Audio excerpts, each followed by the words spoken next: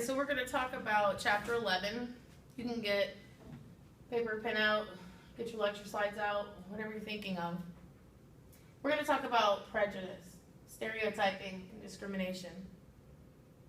But before we go any further, I want you to stop and think about what prejudice is, what is stereotyping, and what is discrimination. They're very common words that we hear in society. We hear them on television and news all the time. We talk about someone is being discriminated against, or someone's prejudice, or so on. But not often do we actually know the exact differences between them, or why we do them, or how they form, or how they help or hurt us. So let's talk about prejudice first. If you say that I'm not prejudiced, what does that mean? The definition of prejudice is a generalized attitude toward people of a social group. It could be your own group, it could be other people's group, but it's defined by the way that you feel, because our attitudes reflect our emotions. When you meet someone for the first time, how do you feel about them? This is a good indicator of your prejudice against a certain group member. So hold that in your mind. Prejudice is how we feel about others. Okay. What's the difference between stereotype and prejudice? Stereotypes are generalized beliefs about members of a social group. So when you think, or when you meet someone, what are the things you think about them? So prejudice was feel, stereotype is think. So I have a question up here, try and answer it. What do you think about Europeans? What do you think they're like? If you stop and you think about it, you've got some thoughts about how they act and how they think, what they talk like, how they eat their food, you know. These are stereotypes about a group of people. Now, what about positive stereotypes? Because I've kind of so far only been talking about the negative. So do we have positive stereotypes for certain groups? Certainly.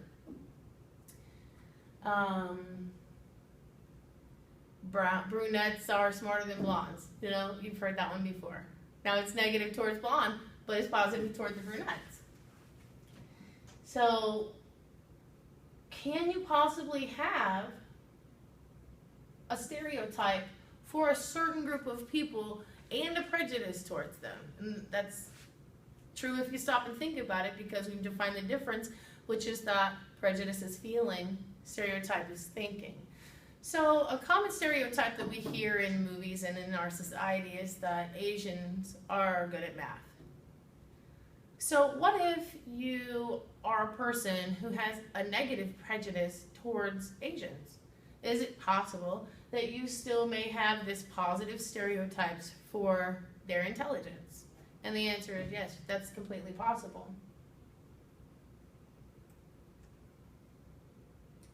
Why does this matter? Why do we learn about prejudice and stereotypes? How does it affect us?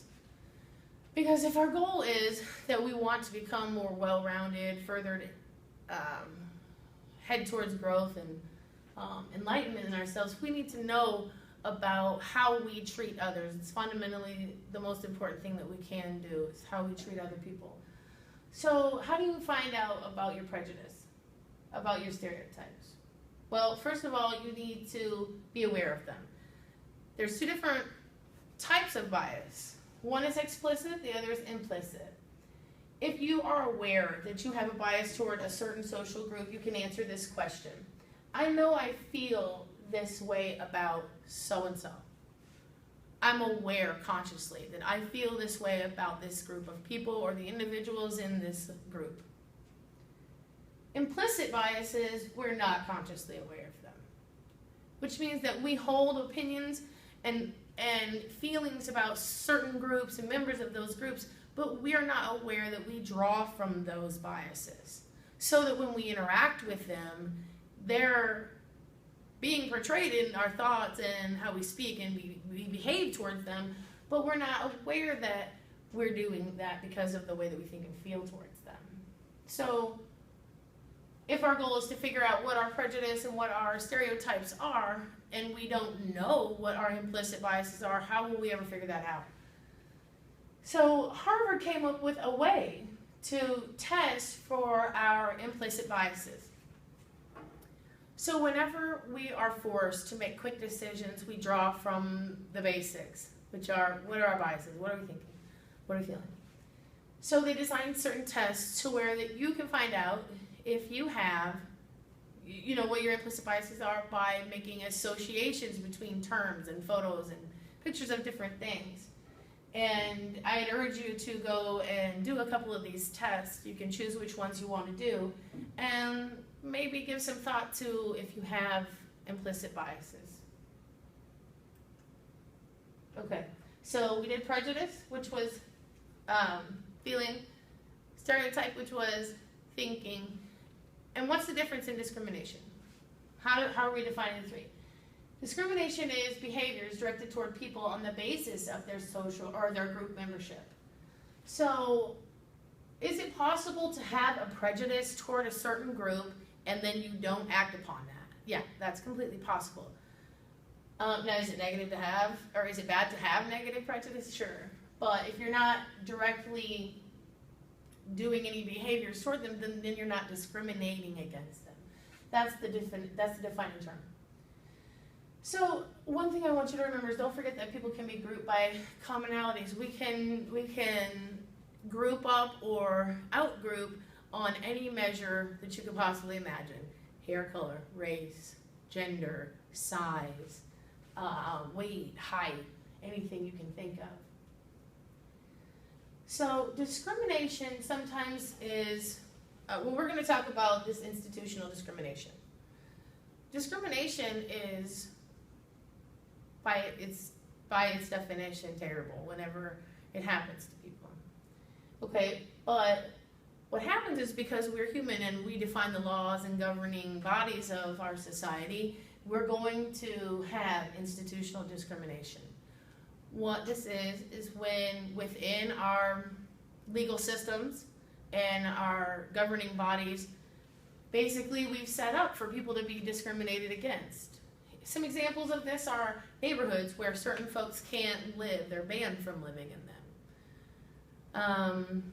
Another example is when, way back when women weren't allowed to be in jurors. And, you know, our governing body decided that.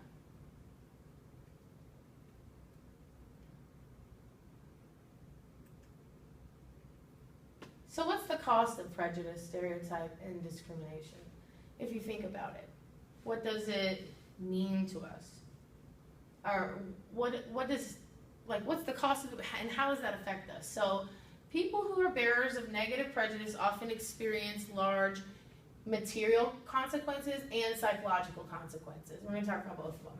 Material consequence would be, you can remember in the chapter that you read, the example of women in the orchestra who were not paid as well and were not hired if they knew that they were women. And they thought that their skill level wasn't as good. So the actual material consequence is that they're not earning what men could be earning. Psychological consequences are, you know, I have written here, it's hard to be the token in any group because we have a weight that's put on us whenever we are individualized and set differently among people. So what happens when you're a member or you're in a group and you're individualized and you might fear that you might confirm the negative stereotypes about your group? So let's think about that. There's an example in the book that they go through of African American children and Caucasian children who were being tested. And they informed both groups of the average outcome of the testing. And so children in the African American group performed poorly because they were so afraid of confirming their stereotype threat which was that they were not going to perform well, that it stressed them, and then they did perform poorly.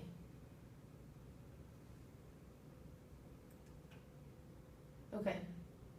So if there's such a cost to discrimination and prejudice and how we treat other people, why on earth do we do it? Well, and we're going to talk about doing it in the why we do it from three different perspectives. The first is to support and protect one's own group. So if you're in a group, it's beneficial for your group to do well. Second one is to provide social approval and personal and social identities. And the third is to just make life easier, and we're going to cover that. So the first one, how do we support and protect our own group? If it's beneficial for our group to do well and to survive, how do we do that? We have in-group biases. So the tendency to benefit members of our group over other groups means that our group is going to be successful. We're going to have resources for our survival that we need. And there's some evidence that this comes from an evolutionary past because we have a constant desire for survival, and we need to be able to keep our resources. So pulling together in groups, if I can ensure that my group will do well, then we are more likely to be stereotypical and prejudiced towards other groups. Okay, so what happens when conflict arises and then your group starts competing with other group, or you start competing within your group? So that happens whenever resources are depleting, which also kind of reaffirms the evolutionary past scenario or theory. So let's talk about how, as humans, it's possible for us to compete with another group for resources and really not feel bad about that. They suggest that justifying group advantages, it's easier for me to take something from you or deprive you of something if I can give myself a reason to do it. So if I have a prejudice about another group of people, I'm going to withhold resources and then affirm myself that it was okay because I was superior. And that's how we would choose to do that. If I don't like you, it makes it easier to take the food you need.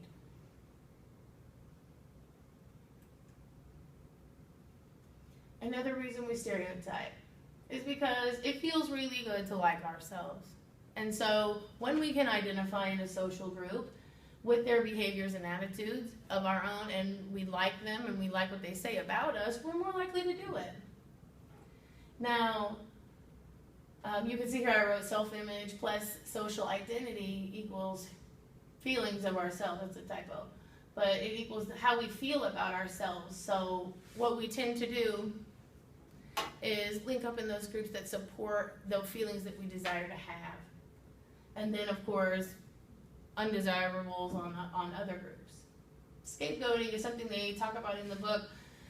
It's kind of similar to the justifying portion that we just covered, because anytime that we can shift the blame to someone else, it makes it easier for us to be okay about our actions and thoughts and behaviors. Okay. And the third part we're going to talk about why we stereotype is, you can see I said, is it helping us? It does, because we live in such an information-rich society. Everything that we come in contact with, we process. So how in the world can we possibly hold on to and think about everything that we need to? So we begin to start lumping information together. So here's an example. Men are this way, women are that way. If you stop and you think about it, if you ask yourself, are men aggressive or are women more aggressive? Well, we're probably going to say that men are more aggressive. That's the stereotype that we hold for them. But in reality, we're far more closely aligned as far as how aggressive we are by gender than we would assume. And you heard me say the word assume. So with all this information, then we build a stereotype, then it means that we can more easily form assumptions and work with that information without completely processing everything. One way that that is helpful is because if, say you're in a situation where it's late at night and you're still running errands or something like that, you get out of your car at the supermarket and there's a man who's quickly moving towards you and a woman who's quickly moving towards you. How likely is it that she will act aggressively towards you more than he will? So we can draw assumptions off of those things. Okay, how is it hurting us? Out-group homogeneity means that I look at everyone in another group as if they're all the same because I lack information about that group.